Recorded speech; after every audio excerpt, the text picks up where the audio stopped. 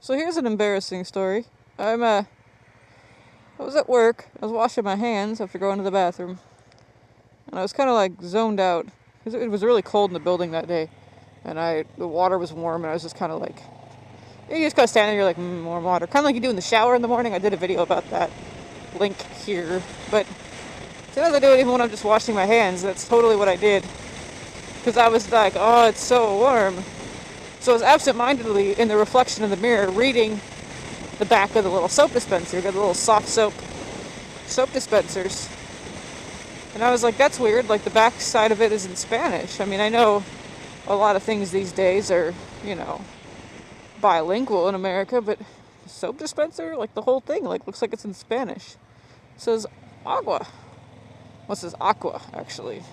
But my Spanish is terrible, so I didn't even pick that up. I was like, Aqua. Agua. Okay, that means water. What does Rium mean? Aqua Rium. Huh. Rium. Aqua. And I did that for several minutes before I went, aquarium! Duh! It's the word aquarium.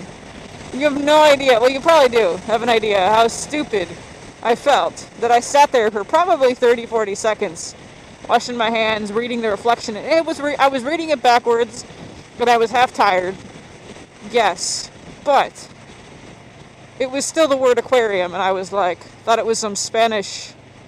I'm like, what does Rium mean? And I'm like, rattling my brain, with a little bit of French that I know, or not, French. And actually the word I meant to say was Latin, but this guy is literally going, okay. Wow. Dude. Yeah. You can go more than 15. Would be great, thanks. Wow. Should have gone around him, apparently. I had no idea he was going to be this bad.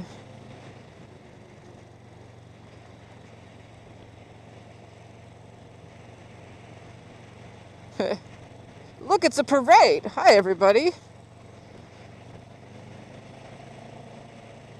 And he's, like, driving in, like, the bike lane, and $20 says he is on the phone.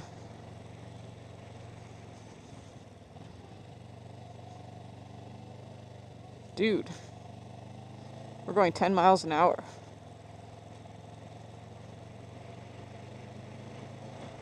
On the shoulder again. Excellent driving skills, my man.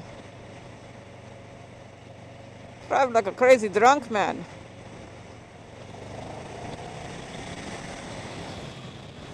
I have no idea. I don't even know. Anyway, so, aquarium, right? So that was my embarrassing story there. I had a friend who lived in Italy for a couple years, and she lived in, I don't remember where she lived, but she was visiting friends in Parma for like 2 weeks, or 3 weeks or something. And while she was there, she noticed that they decorated with cheese wheels, like these big wheels of cheese, like everywhere. And she's like, what is up with their cheese? Like, why are they making such a big deal about it? Cheese everywhere. In Parma, it's just cheese. Wheels of cheese. Big things of cheese on the wall. Cheese hanging from rope in the restaurants. There's cheese everywhere. And she's there almost 2 weeks before this light bulb goes on. She's like, I'm in Parma. Oh, it's Parmesan cheese. Okay. Because they kept saying how their cheese was so famous. And she's like, okay, I'd never heard of it. Yes, you had. Kraft even makes a version of it. Just Parmesan cheese. A little blizzard on your spaghetti, Parmesan. And she was in Parma, Italy, and they were raving about their cheese. And she's there 2 weeks before the light bulb, she connected the dots and was like, oh, I feel stupid that it took me that long. Like me standing there in the bathroom, staring in the mirror, reading aquarium backwards and thinking it was some Spanish thing. Aquarium. Yeah. It's funny, when your brain goes on autopilot, and it's like totally misinterpreting your environment can lead to some real hilarity like that when you're missing something obvious because you're trying too hard. It's kind of a good analogy for life, right? You miss what's right in front of you, the obvious solution. Whoa. I just hit a patch of ice. I don't know if you could tell on the bike, that was not just me changing lanes, that was the bike. I had zero control there for a moment. The front tire, it wasn't the rear, that was the front losing it. That was scary as crackers. Apparently crackers are scary today. And I'm actually, my heart is pounding now. That was really, really close. That was really scary. I'm going to pull over and check my tires and make sure there's not something on my tires, because that was weird. I'm like all nervous now. I'm like super light on the, like barely touching the handlebars. And I'm apparently almost out of fuel, so I should probably... Well, perfect. We will get gas, and I will examine the motorcycle and make sure that whatever the crap I just slid on is not something that's on my tires. It was just something on the road. That was, this is the downside of riding in winter, is you get a lot of that.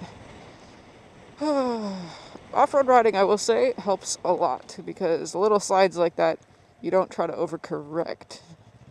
But yeah, that was scary as beans, and it looked like nothing on camera. You know, a little counter steer, a little lane changing. I was going to change lanes, but not like that. It was sketchy. Sketchy. Okay. I don't know what. I want this pump. I passed them all up for this one. See? Fuel. Oh, be quiet. You've still got another 30, 40 miles. With gloves on. Okay.